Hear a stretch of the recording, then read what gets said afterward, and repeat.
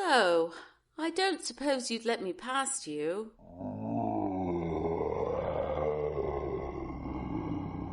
Yes, that's about right. You know, I never really imagined being here, but if I had, I wouldn't have thought it would be so cold.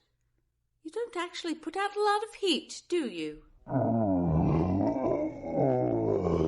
Easy, easy, not going anywhere. I'll just sit down on this really comfy-looking pile of animal skulls. Well, that's something not to think about. All right, so what have I got to work with here? Pile of broken skulls, check. Dress with lots of fabric, which is mostly damp from the cave, check. 1 gold circlet, 1 gold necklace and 3 rings, check. Shoes, which are great for dancing but not running or climbing, check. And last but not least, all the rocks and pebbles a princess could ever want. So with this limitless arsenal of materials at my disposal, I need to get myself past a fire-breathing lizard as big as 3 horses. I would listen if a bard were telling me this story. It sounds fascinating. Who's there? The uninteresting option, I'm afraid. You are, I take it, Lady Gelinor? Not that it matters, of course. The uninteresting option. Well, you were telling the tale of a maiden escaping this cave using a handful of pebbles and a pile of skulls. Now that is a tale. I am a considerably more down-to-earth venue of rescue. Nothing fancy, but I hope to get the job done. Who are you? Sir Bor le Cure Hardy, knight in muddy armour. Muddy? Yes. Well, I did slip on the way up the hill. Nothing that won't come off, but I'm not looking my best at the moment. I assume you don't want me to go home, clean up, and then come back? That wasn't a serious proposal, but I'm intrigued by the fact that you were considering it. Is everything all right? All right. Fair. Poor choice of words on my part. Aside from being inside of a cave, far from those you love, with a great hulking lizard between you and freedom, aside from the fear, the damp, the cold, and the fact that your best hope of rescue seems to be a somewhat dotty man you can't even see at the moment, is everything else all right? Are you injured? Are you in some more imminent peril I'm not aware of? No, I'm quite well, all things considered. Are you perhaps not Lady Gelinor? What?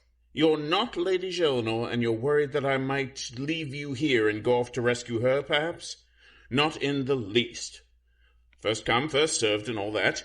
We'll get you out of here, have no fear. It does mean I need to put a bit of a wiggle in it, though. If this is not the cave where she's been taken, I do need to find her as well.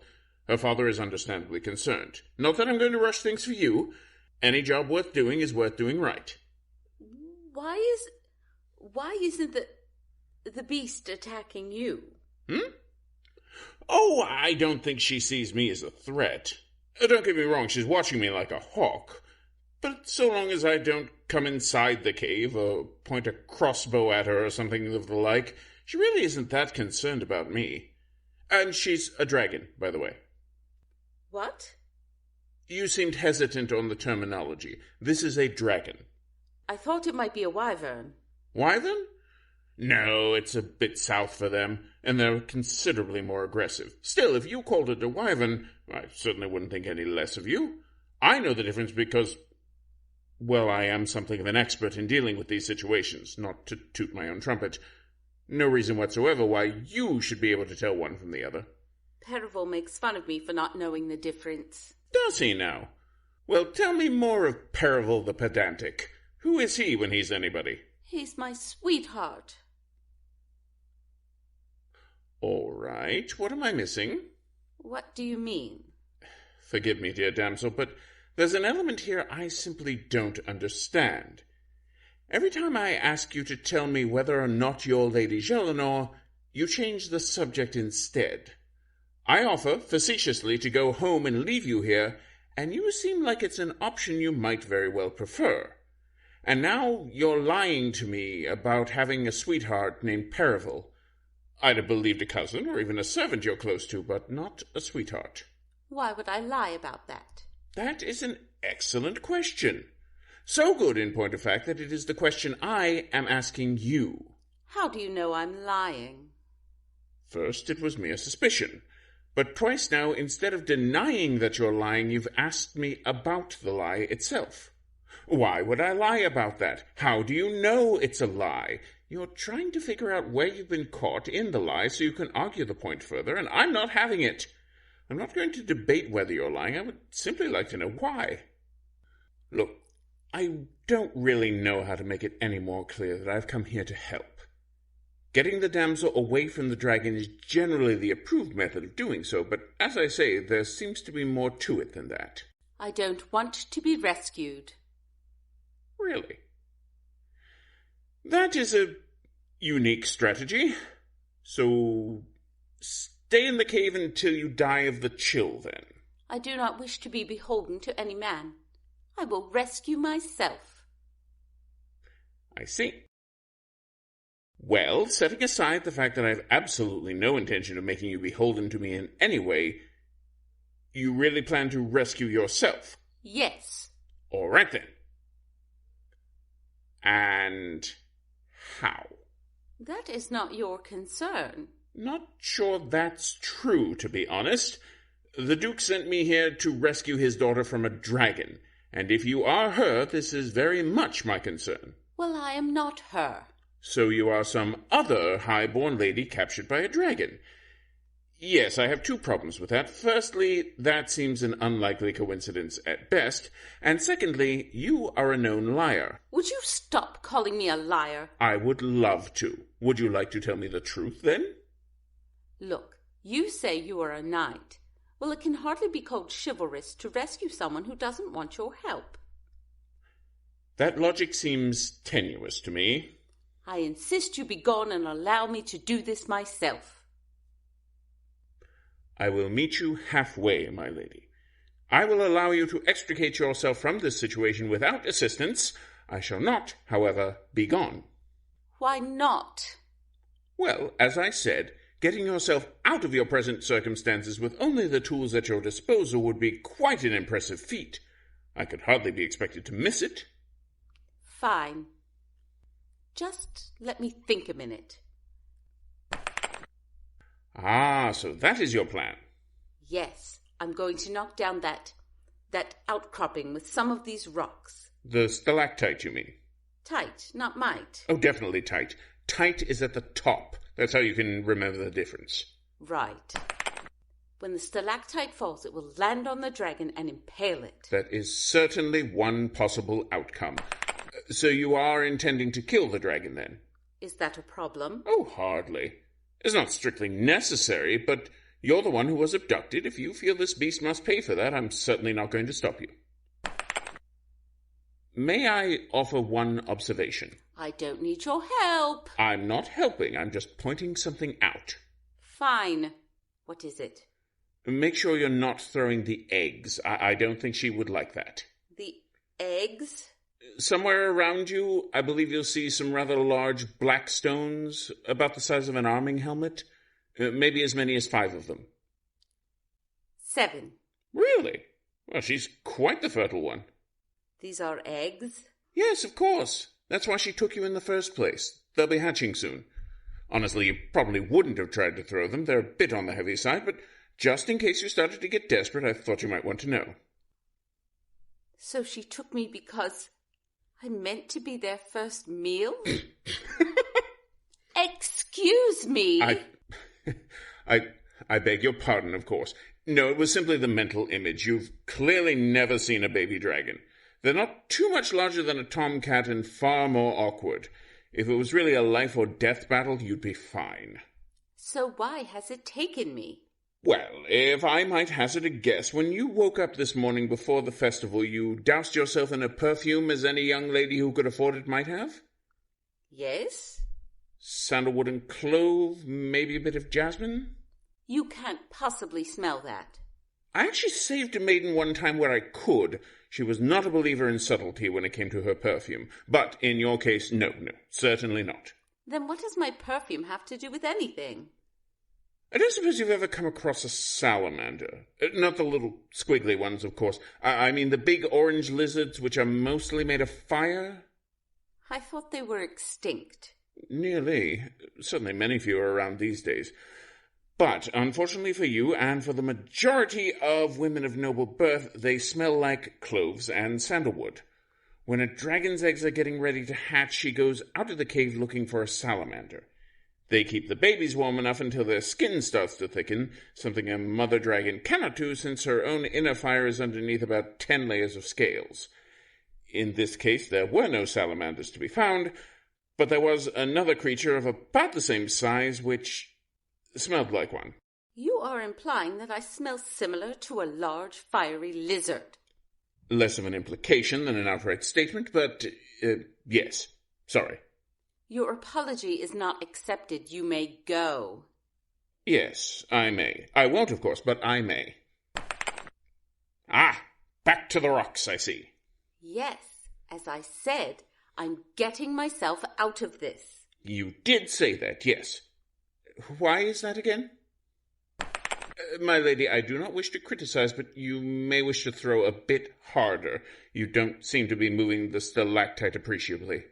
I am throwing as hard as I can. I was rather afraid you'd say that. I really feel I must point out that letting the pebble hit the dragon is a terribly bad idea. I didn't try to hit it. No, but I rather think this is a moment where intentions are less important than results. Come on, old girl, come on. Look over here. Large man in the metal shell, pay attention to me, not the young woman who just beamed you with a rock. I don't need your help.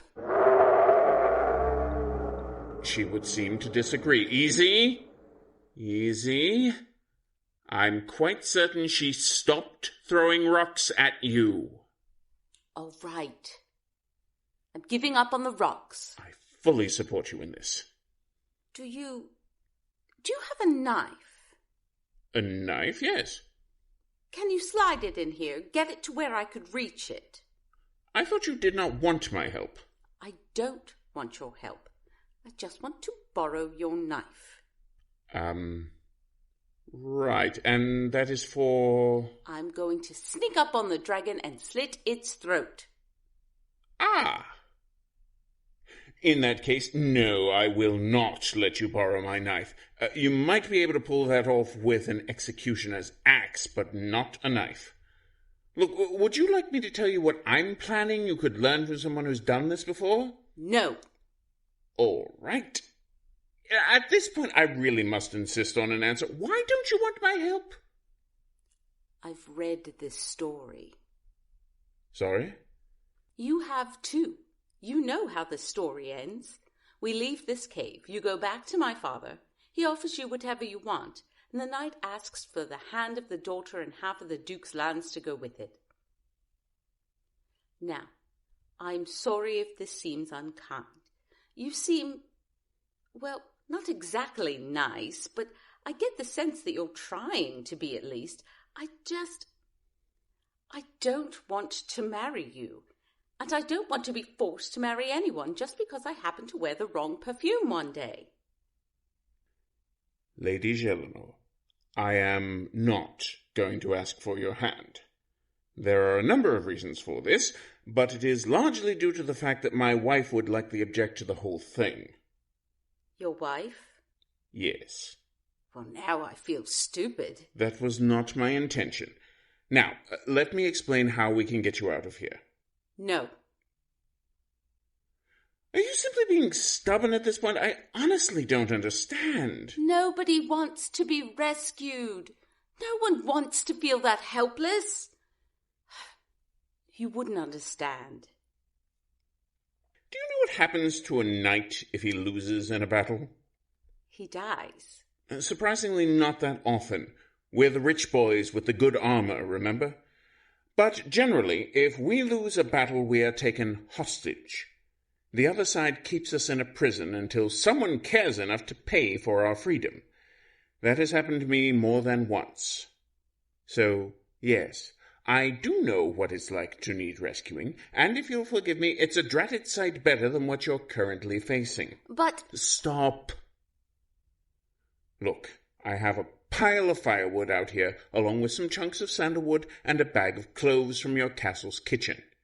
I'll set that up as a little bonfire, and the dragon will come out and sniff at it because it's going to smell a good deal more like a salamander than your perfume. While the dragon is out, you slip out of the cave, and we can get you far, far away from here. What about the dragon?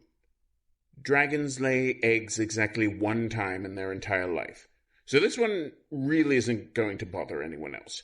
But if you're just feeling spiteful, your father can send a troop of men to put this creature down. I'm just here for you. Now, if you'll excuse me, may I go and light the fire? I suppose it's the best choice. I agree, and not merely because it's my idea. I still wanted to rescue myself. I can understand that. There is nothing at all wrong with being prepared and self-reliant enough to take care of yourself.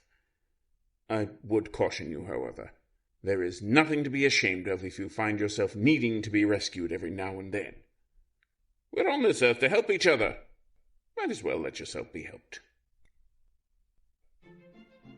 You have been listening to What They Said in the Cave, produced by Seat of Our Pants Players, written and directed by Dan Wenzel. The Lady Eleanor was Jill Wenzel.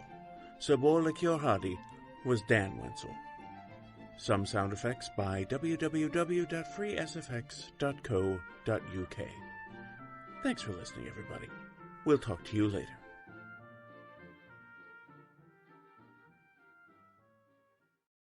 And a super special mega oh my gosh we love you all to our Patreon supporters. Please consider contributing to help make Seat of Our Pants Players as amazing as physically possible. Patreon.com/Seat of Our Pants Players.